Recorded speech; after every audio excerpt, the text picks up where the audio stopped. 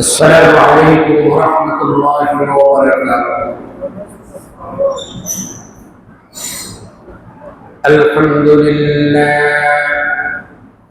الحمد لله نحمده ونستعينه ونستغفره ونؤمن به ونتوكل عليه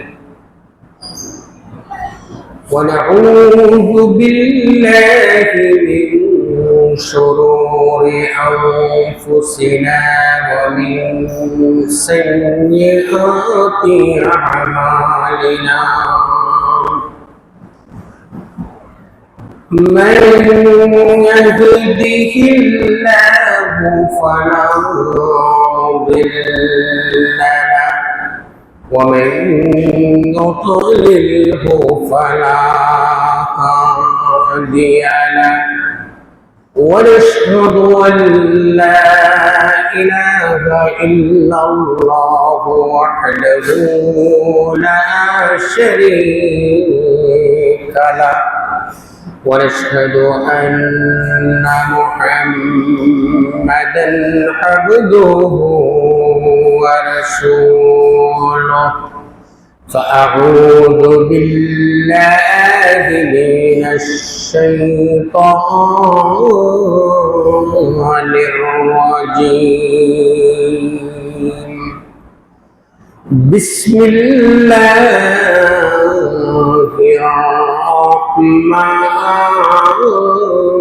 الرحمن الرحيم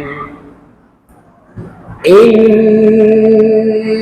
أول بيت وضع للناس للذي ببكة مباركا وهدى للعالمين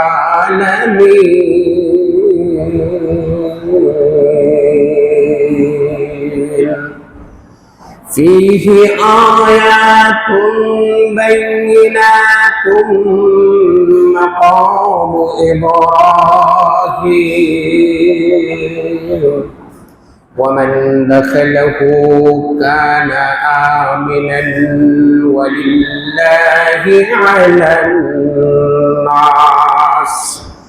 ولله على الناس حج البيت من استطاع إليه سبيلا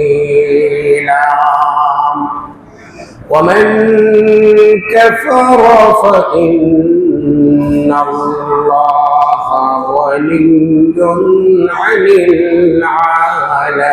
العالمين صدق الله المولانا العظيم بارك الله لنا ولكم في القرآن العظيم ونفعنا وإياكم بالآيات والذكر الحكيم سبحانك لا علم لنا إلا ما علمتنا إنك أنت العليم الحكيم اللهم صل على محمد وعلى آل محمد كما صليت على إبراهيم وعلى آل إبراهيم إنك حميد مجيد اللهم بارك على محمد وعلى آل محمد كما باركت على إبراهيم وعلى آل إبراهيم إنك حميد مجيد আলহামদুলিল্লাহ, আল্লাহ পাক রব্বুল আলামিনের লাখ কোটি শুকরিয়া যে আল্লাহ পাক রব্বুল আলামিন আপনি আমাদেরকে পবিত্র দিন শুক্রবার জুমার নামাজ জামাতের সহিত আদায় করার জন্য আমরা সকলেই মসজিদে এসে একত্রিত হইতে পেরেছি। জুমার নামাজ পড়ব এবং খুতবা শুনব। এই জন্য আল্লাহ পাক রব্বুল আলামিনের দরবারে অসংখ্য অগণিত শুকরিয়া জ্ঞাপন করছি, বলি আলহামদুলিল্লাহ। আমি আপনাদের সম্মুখে বিগত সপ্তাহে সূরাতুল বাকারা 96 নম্বর আয়াতের আলোকে আলোচনা করতেছিলাম। আমরা আলোচনা করতেছিলাম পবিত্র ঘর বাইতুল্লাহর মাহাত্ম্য, মর্যাদা এবং ফজিলত নিয়ে। আসলে আল্লাহ পাক রব্বুল আলামিন এই ঘরটা পৃথিবীর সর্বপ্রথম। আল্লাহ আয়াত শুরু করেছেন, বলেছেন ইন্না আউয়ালা বাইত, নিশ্চয়ই পৃথিবীর সর্বপ্রথম ঘর উজিআ লিন-নাস, এটা মানব জাতির জন্য তৈরি করা হচ্ছে। লাল্লাযী বিবাক্কা, এটা বাক্কায় অবস্থিত। এখানে পবিত্র কোরআনুল কারীমে আল্লাহ বাক্কা বলেছে। আসলে কি আমরা বাক্কা বলি না মক্কা বলি? আসলে যে সময় কোরআনের আয়াতটি নাযিল হয়েছে এবং যে সময় ওই ঘরটি এখানে নির্মাণ হচ্ছে, ওই সময় ওই জায়গার অবস্থাটা কি ইতিহাস বলে। ওই জায়গাটা ছিল শুধু জঙ্গল। এমন একটি জঙ্গল ছিল যে জঙ্গলে এক ফোঁটা পানি পর্যন্ত ছিল না। এক ফোঁটা পানি না থাকার কারণে ওই জঙ্গলে কোনো পশু পাখি পর্যন্ত বাস করতে পারত না। এমন একটি মরণ জঙ্গলের মধ্যখানে আল্লাহ পাক রব্বুল আলামিন ওই ঘরটাকে নির্মাণ করলেন, যেটা ছিল, যে জায়গাটি ছিল অনাবাদী, অনুর্বর, মরুভূমি, শুধু পাথর আর বালু, এছাড়া আর কিচ্ছুই ছিল না। আল্লাহ ওই জায়গাটাতে ওই ঘরটাকে নির্মাণ করে আল্লাহ ওই জায়গাটার দাম একটু বেশি বাড়াইয়া দিলেন, যে কোন মানুষ যদি এখন বলে বাক্কা, যে পবিত্র কোরআনুল কারীমে তো আল্লাহ বলেছেন বাক্কা, এখন যদি কোনো মানুষ বলে ওই জায়গাটার নাম বাক্কা, তাহলে কমপক্ষে 10 বার কাফারা হিসাবে তাকে বলতে হবে মক্কাতুল মুকাররমা, মক্কাতুল মুকাররমা, মক্কাতুল মুকাররমা, মক্কাতুল মুকাররমা। কারণ আল্লাহ ওই ঘরটা নির্মাণ করে ওই বাক্কা শব্দটার সাথে একটা বিশেষণ যোগ করে দিচ্ছেন, মুকাররমা মানে সম্মানিত। যেটা ছিল অনুর্বর, অবহেলিত, লাঞ্ছিত, যে জায়গার মানুষগুলো ছিল একবারে দরিদ্র সীমার নিচে। আরব ইতিহাস আপনি তালাশ করে দেখবেন, আইয়ামের জাহিলিয়াতের সীমা অতিক্রম করে দিয়েছিল আরব জাহান। শুধু তাই না, আরবে কোনো ফসলাদি উৎপন্ন হতো না এই ঘর নির্মাণের আগে। আরবের মানুষেরা শুধু আরব সাগরে মাছ ধরা আর স্বাভাবিক জীবন যাপন করা ছাড়া তাদের কোনো উপায় ছিল না। আল্লাহ পাক রব্বুল আলামিন ওই ঘরটাকে ওই জায়গায় নির্মাণ করে এই জায়গার দাম একটু বেশি বাড়িয়ে দিলেন, ওই জায়গাটাকে করে দিলেন গোটা পৃথিবীর জন্য দৃষ্টিনন্দন। এবং ওই জায়গাটার সাথে আল্লাহ একটা বিশেষণ যোগ করে দিলেন মুকাররম মানে সম্মানিত স্থান। এই দেখেন, আপনি আরব ইতিহাস যদি তালাশ করেন তাহলে দেখবেন মদিনা, মদিনার পূর্বের নাম ছিল ইয়াসরিব।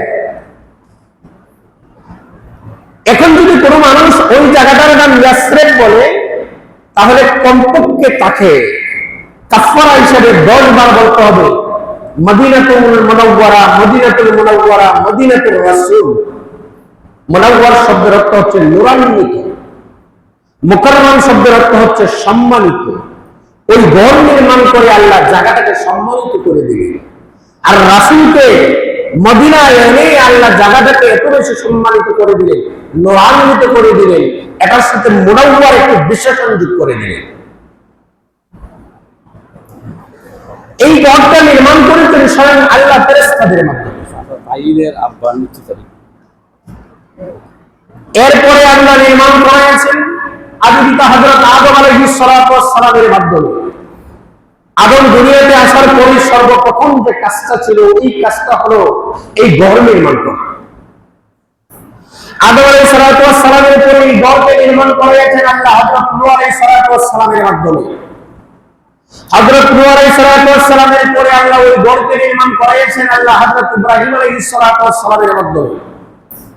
ইব্রাহিম আলাইহিস সালাতু ওয়াস সালামের পরে আল্লাহ এই ঘরকে নির্মাণ করেছেন কবিলায়ে জোরহাম নামক একটা সম্প্রদায়ের মাধ্যমে। কবিলায়ে জোরহামের পরে আল্লাহ এই ঘরকে নির্মাণ করেছেন আমালিকা সম্প্রদায়ের মাধ্যমে। আমালিকা সম্প্রদায়ের পরে এই ঘরকে নির্মাণ করেছেন আল্লাহ কুরাইশ সম্প্রদায়ের মাধ্যমে।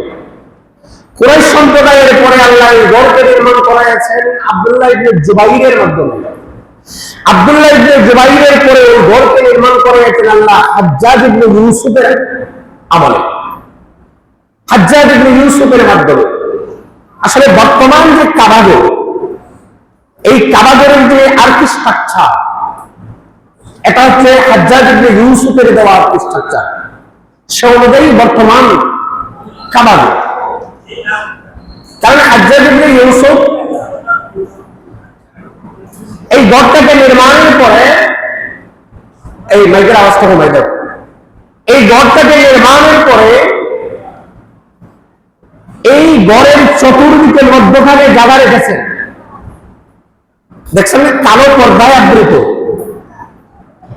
যে জায়গাটা, ওই জায়গাটা আলাদা, আর চতুর্দিকে ঘর। যে কালো পর্দায় আবৃত যে জায়গাটা, ওই জায়গাটাই হচ্ছে মূল বাইতুল্লাহ, আসল বাইতুল্লাহ। কারণ কুরাইশরা যখন ওই ঘরটাকে নির্মাণ করে, তখন তারা অর্থের অভাবে তারা ওই জায়গাটাকে ছেড়ে দিয়েছিল। এটা এই মূল কাবাঘরটাকে চতুর্দিকে বেষ্টন করা যেত মসজিদ, এটার ভিতরে ঢুকাতে পারে নাই। অথচ রাসূল করিম সাল্লাল্লাহু আলাইহি ওয়াসাল্লাম যখন অন্তিম মুহূর্তে মৃত্যুর আগে আয়েশা রাদিয়াল্লাহু তাআলা আনহাকে বললেন, আয়েশা, আমার মন চাইতেছে যে এই বাইতুল্লাহটাকে আমি ইব্রাহিমী কাঠামোতে নির্মাণ করি। কারণ ইব্রাহিম আলাইহিস সালাতু ওয়াস সালাম যখন ওই বাইতুল্লাহ নির্মাণ করেছিলেন, তখন আতিমে কাবার ভিতরেই মূল কাবাটাও ছিল। বর্তমান যে জায়গাটা খালি আছে, চতুর্দিকে কাবাঘর, মাঝখানে মূল কাবাঘর, চতুর্দিকে হাতিমে কাবা, এর মাঝখানে যে ফাঁকা জায়গা মানুষ তওয়াফ করে, ওই জায়গাটা হযরত ইব্রাহিম আলাইহিস সালাতু ওয়াস সালামের সময় হাতিমে কাবার ভিতরে ছিল। রাসূল করিম সাল্লাল্লাহু আলাইহি ওয়াসাল্লাম মৃত্যুর অন্তিম মুহূর্তে আয়েশা রাদিয়াল্লাহু তাআলা আনহাকে বললেন, আয়েশা, আমার মন চাইতেছে এই বাইতুল্লাহটাকে ভেঙে আবার আমি ইব্রাহিমী কাঠামোতে নির্মাণ করি, কিন্তু আমি পারবো না এটা করতে। কারণ আমি যদি এটা করতে যাই, নও মুসলিম যারা, নতুন মুসলমান যারা হয়েছে, আমার যে সমস্ত সাহাবারা, তারা আমাকে নিয়ে অনেক সমালোচনা করবে যে মুহাম্মদুর রাসূলুল্লাহ সাল্লাল্লাহু আলাইহি ওয়াসাল্লাম শেষ পর্যন্ত ওনার বাপ দাদার স্মৃতি বিজড়িত সেই ঘরটাকেও, সেই স্মৃতিটাকেও চলে গিয়ে দিল। এই জন্য আমি এটা পারবো না। মুহাম্মদুর রাসূলুল্লাহ সাল্লাল্লাহু আলাইহি ওয়াসাল্লামের ইন্তিকালের পর আয়েশা রাদিয়াল্লাহু তাআলা আনহার ভাইপোত আব্দুল্লাহ ইবনে জুবাইর, উনি যখন মক্কার শাসন ক্ষমতায় আসলেন, উনি রাসূল করিম সাল্লাল্লাহু আলাইহি ওয়াসাল্লামের এই হাদিসটা পাইলেন। কারণ রাসূল করিম সাল্লাল্লাহু আলাইহি ওয়াসাল্লামের কথা, কাজ এবং মৌন সম্মতির নাম হচ্ছে হাদিস। রাসূল করিম সাল্লাল্লাহু আলাইহি ওয়াসাল্লাম যেহেতু মৃত্যুর অন্তিম মুহূর্তে বলেছিলেন ইব্রাহিমী কাঠামোতে ঘরটা নির্মাণ করবেন, এই জন্য আব্দুল্লাহ ইবনে জুবাইর যখন ওনার ফুফুর কাছ থেকে জানতে পারলেন, তখন তিনি মক্কার শাসন ক্ষমতায় অধিষ্ঠ হয়ে ইব্রাহিমী কাঠামোতে আবার ঘরটাকে নির্মাণ করলেন। ইব্রাহিমী কাঠামোতে যখন ঘরটাকে নির্মাণ করলেন, এরপর পরই ক্ষমতায় আসলো হাজ্জাজ ইবনে ইউসুফ। হাজ্জাজ ইবনে ইউসুফ মক্কায় সেনা অভিযানের মাধ্যমে আব্দুল্লাহ ইবনে জুবাইরকে শহীদ করে দিল। শহীদ করে দিয়ে আবার সেই ইব্রাহিমী কাঠামোকে ভেঙে পুনরায় পূর্বের কাঠামো অনুযায়ী বর্তমান যে স্ট্রাকচার, ওই স্ট্রাকচার অনুযায়ী হাজ্জাজ ইবনে ইউসুফ নির্মাণ করল। পরবর্তীতে যখন ওমর ইবনে আব্দুল আজিজ মক্কার শাসন ক্ষমতায় আসলো, উনিও চেয়েছিলেন যে রাসূল করিম সাল্লাল্লাহু আলাইহি ওয়াসাল্লাম যেহেতু মৃত্যুর অন্তিম মুহূর্তে বলেছিলেন ইব্রাহিমী কাঠামোতে ওই ঘরটা নির্মাণ করবেন, তাহলে ওই ঘরটা ইব্রাহিমী কাঠামোতে নির্মাণ করা যায় কিনা উনি পরামর্শ করতেছিলেন। এমত অবস্থায় তৎকালীন সবচেয়ে বড় বুজুর্গ মদিনার ইমাম মালিক রাহমাতুল্লাহি আলাইহি, তৎকালীন গোটা বিশ্বের শ্রেষ্ঠতম বুজুর্গ এবং আলেম, উনি ফতোয়া দিলেন না, এই ঘর আর ভাঙ্গা করা যাবে না। কারণ ওই ঘর যদি ওইভাবে ভাঙ্গা করা হইতে থাকে, তাহলে পরবর্তী রাজা বাদশাহের জন্য এটা একটা দৃষ্টান্ত হয়ে থাকবে। যেই ক্ষমতায় যাবে সেই এই ঘরটাকে ভাঙ্গার জন্য চেষ্টা করবে। কারণ এই ঘরটা হচ্ছে উম্মুল কুরা, জনপদের মূল। এই ঘরটাই হচ্ছে যে কোনো রাজা বাদশাহ আসুক, এই বাইতুল্লাহটাই হচ্ছে তার প্রথম টার্গেট, এটার উন্নয়ন করা। কারণ এটা বিশ্ববাসীর কেবলা এবং বিশ্বের বিভিন্ন পরেনরা ওই জায়গায় যায়। এই ঘরটার স্ট্রাকচার যত সুন্দর করা যায়, এই ঘরটা যত ব্যয়বহুল করা যায়, তত এই রাজা বাদশাহের জন্য মনে করে যে একটা মানে ভালো কাজ। এই জন্য সব রাজা বাদশাহ চেষ্টা করে এই ঘরটাকে ভালো করা। এখন পর্যন্ত বর্তমান সৌদি সরকার সবচেয়ে বড় টার্গেটই থাকে এই ঘরের উন্নয়ন। তখন ইমাম মালিক ফতোয়া দিলেন না, এইভাবে যদি এই ঘরটাকে ভাঙ্গা করার কাজ চলতে থাকে, তাহলে পরবর্তী রাজা বাদশাহের জন্য একটা দৃষ্টান্ত হয়ে থাকবে। এটা হয়ে যাবে একটা খেলনার পুতুল। এখন থেকে রাসূল করিম সাল্লাল্লাহু আলাইহি ওয়াসাল্লাম যে অবস্থায় এই ঘরটাকে রেখে গিয়েছিলেন, হাজ্জাজ ইবনে ইউসুফের স্ট্রাকচার অনুযায়ী যেভাবে উনি রেখে গিয়েছিলেন, ওই স্ট্রাকচার অনুযায়ী কিয়ামত পর্যন্ত ওই ঘরটা এই অবস্থায় বহাল থাকবে, এই স্ট্রাকচারটাই বহাল থাকবে। গোটা বিশ্বের মুসলমান ইমাম মালিকের ফতোয়া, ইমাম মালিকের কথা একচেটিয়া ভাবে মেনে নিল। এখন পর্যন্ত হাজ্জাজ ইবনে ইউসুফের স্ট্রাকচার অনুযায়ী এই ঘর অব্যাহত আছে এবং কিয়ামত পর্যন্ত থাকবে। সামান্য খুঁটিনাটি যত ভাঙা গোড়া সুন্দর করা, কিন্তু মূল স্ট্রাকচারটা এমনই থাকবে। এই ফতোয়া ইমাম মালিক রাহমাতুল্লাহি আলাইহি দিলেন। আসলে সবকিছুর মূলে হলো আল্লাহর সিদ্ধান্তই সবচেয়ে চূড়ান্ত সিদ্ধান্ত। মুহাম্মদুর রাসূলুল্লাহ সাল্লাল্লাহু আলাইহি ওয়াসাল্লাম যখন মক্কা বিজয় করলেন, মক্কা বিজয় করে উনি প্রথম এই বাইতুল্লাহর চতুর্দিকটাকে ধৌত করলেন। ধৌত করে বাইতুল্লাহটাকে তাওয়াফ করলেন, বাইতুল্লাহর ভিতরে ঢুকলেন। এই বাইতুল্লাহর ভিতরে ছিল 360টি মূর্তি। রাসূল করিম সাল্লাল্লাহু আলাইহি ওয়াসাল্লাম এই মূর্তিগুলোকে অপসারণ করলেন, করিয়া ঘরের ভিতরটাকে ধৌত করলেন। 2 রাকাত নামাজ পড়লেন। 2 রাকাত নামাজ পড়ে এই ঘরটাকে তালাবদ্ধ করে দিলেন। আজকে পর্যন্ত ওই ঘর তালাবদ্ধই আছে না? বিশেষ বিশেষ ডেলিগেট ছাড়া বছরে 2 দিন খোলা হয়। বিশেষ বিশেষ ডেলিগেট ছাড়া ওই ঘরের ভিতরে কেউ ঢুকতে পারে না। এখন প্রশ্ন দেখতে পারে, লক্ষ লক্ষ 7-8 লক্ষ টাকা খরচ করে আমরা হজে যাই, এই ঘরেই যদি নামাজ পড়তে পারলাম না, তাহলে আমার মনের আশা তো পূরণ হলো না। এই ঘরেই যদি আমি নামাজ পড়তে পারলাম না, সিজদা দিতে পারলাম না, তাহলে কেন আমি হজে গেলাম? আল্লাহ রাসূল বলেন, না, তুমি হাতিমে কাবায় যদি নামাজ পড়ো, তাহলে ওই ঘরের ভিতরে নামাজ পড়ার সমান সবই তুমি পেয়ে যাবে। কারণ রহমতে খুদা বাহানা মিজিও, আল্লাহ বান্দাকে মাফ করে দেওয়ার জন্য আপনি সিজদা কোথায় করছেন, কোন জায়গায় করছেন, এটা দেখার বিষয় না। আপনার সিজদাটা কেমন ছিল, সিজদা করার সময় আপনার মনের অবস্থাটা কেমন ছিল, আপনি কি কায়মন চিত্তে আল্লাহকে ভক্তির সহিত আপনি সিজদা করেছেন কিনা, এটা দেখার বিষয়। এই জন্য আল্লাহ বান্দাকে মাফ করে দেওয়ার জন্য রহমতে খুদা বাহানা মিজিও, আল্লাহ বান্দাকে মাফ করে দেওয়ার জন্য বিভিন্ন বাহানা তালাশ করবে। এই ঘরটাকে আল্লাহ পাক রব্বুল আলামিন বলেছেন, এটা পৃথিবীর শ্রেষ্ঠতম ঘর, এটা পৃথিবীর সবচেয়ে দামি জায়গা, এটা পৃথিবীর সবচেয়ে উন্নত এবং পবিত্র জায়গা। এই জায়গাটাকে বলা হয় উম্মুল কুরা, জনপদের মুখ। বালাদাল আমিন, নিরাপদ শহর। এর চেয়ে নিরাপদ, এর চেয়ে পবিত্রতম জায়গা আর পৃথিবীতে কোথাও না। বালাদাল আমিন, নিরাপদ শহর। এই আয়াতে আল্লাহ বলেছেন, ইন্না আউওয়ালা বাইতিন উদিআ লিন-নাস লাল্লাযী বিবাক্কাতা মুবারাকান ওয়া হুদাল লিল আলামিন। এই ঘরটাকে আমি মানব জাতির জন্য সৃষ্টি করেছি হেদায়েত স্বরূপ, এবং সকল বরকত, পৃথিবীর জমিনে যত বরকত আছে সব বরকত সর্বপ্রথম এই ঘরের উপরে আছে। সুবহানাল্লাহ বলবেন না? এই ঘরের মধ্যে আল্লাহ বরকত দিয়ে এই ঘরটাকে ভরে দিয়েছে। ফি আয়াতুন বাইয়িনাতু মাকামু ইব্রাহিম ওয়া মান দাখালাহু কানা আমিনান। যেই ঘরের ভিতরে, এই বাউন্ডারির ভিতরে ঢুকলো সে পৃথিবীর সবচেয়ে বেশি নিরাপদ।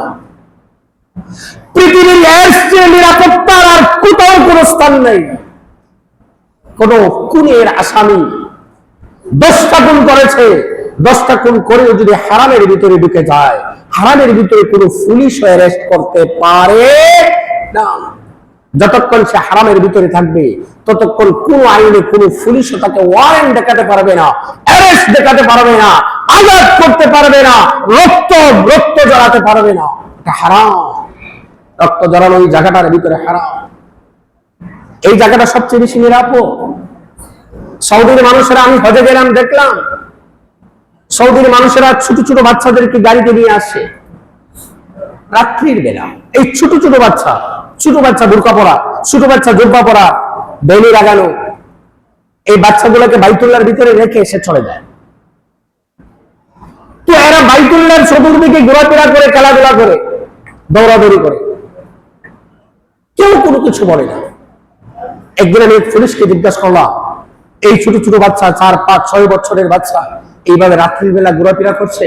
সে বলতেছে তার আম্মা আব্বা তাকে নামাই দিয়ে গেছে। আমি যদি হেরে যাই, লক্ষ লক্ষ মানুষের পাকে সে হেরে যায়, তখন সে বলতেছে যে আপনি কি আয়াত করেন নাই, ওমান দাখালাহু কানা আমিনান? আল্লাহ বলেছেন ওই জায়গাটা সবচেয়ে বেশি নিরাপদ। এই জায়গার ভিতরে যখন কোনো মানুষ ঢুকে গেল, ইন্টেনসিভ কেয়ার ইউনিটের ভিতরে ঢুকে গেল, মা বাবা চলে গেছে আরব সাগরের পারে, সমুদ্র সৈকতে, সারা রাত্র এখান থেকে আসছে, ফজরের নামাজ জামাতের সহিত পরে বাচ্চাগুলোকে আবার নিয়ে গেছে বাসায়। এই জায়গাটার চেয়ে দামি এবং নিরাপত্তার জায়গা পৃথিবী আর কোথাও নাই, পৃথিবীতে আর কোথাও নেই। এই জায়গাটাকে আল্লাহ বলেছেন, এই ঘরটা নির্মাণ করেছি আমি, এর সংরক্ষণের দায়িত্ব আমি আল্লাহ নিজে নিয়ে নিলাম। পৃথিবীর কোন পরাশক্তি এই ঘরের উপরে কোন আক্রমণ করতে পারবে না। এই ঘরের কোন ক্ষতি পৃথিবীর কোন পরাশক্তি করিতে পারিবে না। যারা এই ঘরের ক্ষতি করার জন্য আসবে, এই ঘরকে ভেঙে দেওয়ার জন্য আসবে, তারা নিজেরা ভেঙে যাবে। যারা এই ঘরের ক্ষতির জন্য আসবে, তারা নিজেরা ক্ষতিগ্রস্ত হবে, নিজেরাই ক্ষতিগ্রস্ত হবে। আল্লাহ পাক রব্বুল আলামিন যুগে যুগের নজির, যুগে যুগের ইতিহাস আল্লাহ স্থাপন করে গেছেন। আব্রাহার হস্তি বাহিনীর কথা আপনারা শুনছেন না? আব্রাহার হস্তি বাহিনী, আব্রাহার বাদশা 570 খ্রিস্টাব্দে অনেক বড় একটা দল নিয়ে, সেনাবাহিনীর দল নিয়ে এই ঘরকে ভেঙে দেওয়ার জন্য আসছিল। তাদের সঙ্গে একটা হাতিও ছিল। হাতিকে আরবিতে বলা হয় ফিল। এই জন্য এই বাহিনীটার নামকরণ করা হচ্ছে আসহাবে ফিল।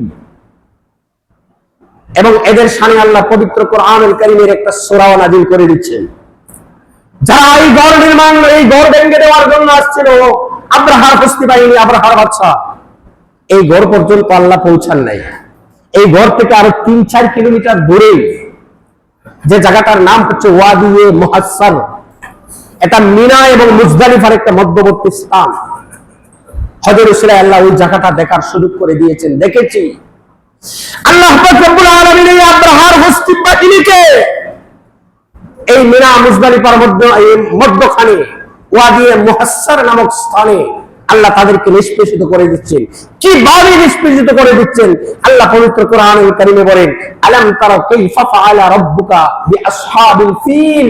হে নবী, আপনি কি এই আসহাবে ফিল, এই হাতিওয়ালার দিকে তাকান না, আপনি তাকান এই হাতিওয়ালার দিকে, আসহাবে ফিলের দিকে।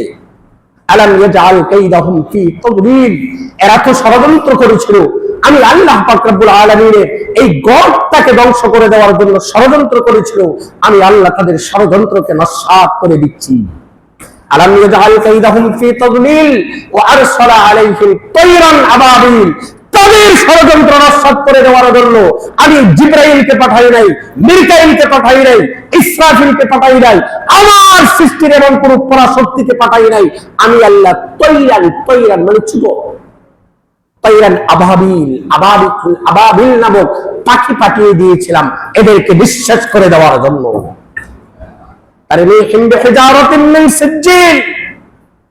এই ছোট পাখিগুলা তায়রান আবাবিল, এই পাখিগুলা তাদের উপর কঙ্কর নিক্ষেপ করেছে। কি করেছে?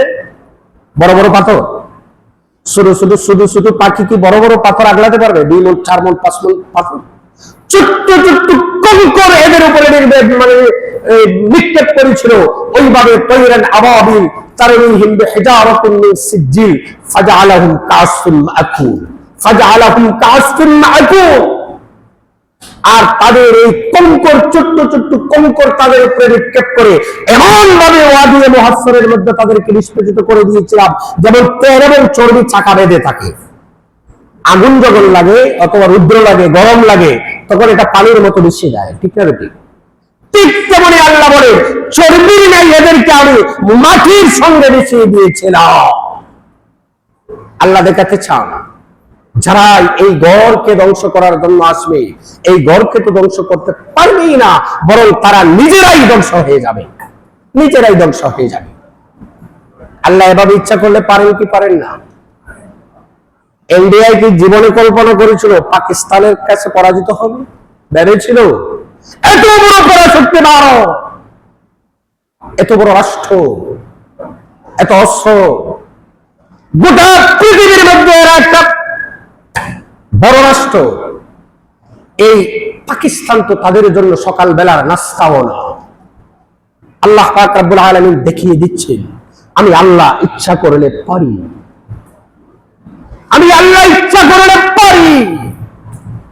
আব্রাহার হস্তি বাহিনীকে যদি আমি আল্লাহ পাখির মাধ্যমে নিষ্পেষিত করে দিতে পারি, সেই আল্লাহ তো আমি এখনো বহাল আছেন কিনা? সেই আল্লাহ এখনো বহাল আছেন না? ওনার কোন কয় আছে না লয় আছে? ঘুম আছে না নিদ্রা আছে? কিছুই নেই। আল্লাহ পাক রব্বুল আলামিন দেখিয়ে দিচ্ছেন এত বড় পরাশক্তি ভারতকে আল্লাহ পাকিস্তানের হাতে পরাজয় বরণ করায় আছেন। দেখছেন না পাকিস্তান তার যুদ্ধের নাম কি দিয়েছিল? সিঁদুর। না, ভারতের যুদ্ধের নাম দিয়েছিল সিঁদুর, আর পাকিস্তান নাম দিয়েছিল কি? নাম দিয়েছিল বলতে পারেন? লুকলুউল মারজান নাকি কি একটা নাম দিয়েছিল। তো আল্লাহ পাক রব্বুল আলামিন পাকিস্তানের কাছে এই ভারতকে আল্লাহ পরাজিত করে দিচ্ছে। আল্লাহ বলেন বান্দা আমি ইচ্ছা করলে পারি, কিন্তু তোমাদেরকে আমি ছেড়ে দিয়েছি, দেখি তোমরা কতটুকু পারতে পারো। তো ওই গড়টাকে আল্লাহ নির্মাণ করে বলেছেন এই গড়টা সবচেয়ে পবিত্রতম স্থান। ওমান দাখালাহু কামিনা কানা আমিনান ওয়ালিল্লাহি আলান নাসি হুজ্জুল বাইতি মান ইসতাতা ইলাইহি সাবিলা। তোমাদের যাদের সামর্থ্য আছে ওই গড় পর্যন্ত পৌঁছার আমি আল্লাহ তোমাদের উপরে ফরজ করে দিলাম। নামাজ যেমনি ফরজ, যাকাত যেমনি ফরজ, আমি আল্লাহ তোমাদের উপর হজটাকে ফরজ করে দিলাম। হজটাকে আমি আল্লাহ ফরজ করে দিলাম। তোমরা যারা সামর্থ্য রাখো এই গড় পর্যন্ত পৌঁছা, এই গড়ে পৌঁছে যাও। আল্লাহ পাক রব্বুল আলামিন পৃথিবীতে যত নবী রাসূল প্রেরণ করেছেন সকল নবী রাসূলের প্রথম নাম্বার কাজ ছিল মসজিদ আবাদ করা। কি করা? মসজিদ। আদম দুনিয়াতে আসছে, খাবার থাকার কোনো ব্যবস্থা নেই, বিয়ে শাদীর কোনো ব্যবস্থা নেই, বাসন কোসনের কোনো ব্যবস্থা নেই। আল্লাহ বলেন ওই ঘর নির্মাণ করো। কি করো? ইব্রাহিম আলাইহিস সালাম দুনিয়াতে আসছেন, আল্লাহ বলেন ইব্রাহিম তুমি ওই ঘর নির্মাণ করো। কি করো? এই ঘর নির্মাণ করো। 86 বছর পর্যন্ত কাঁদতে কাঁদতে সন্তান পাইছে। কি পাইছে? সন্তান।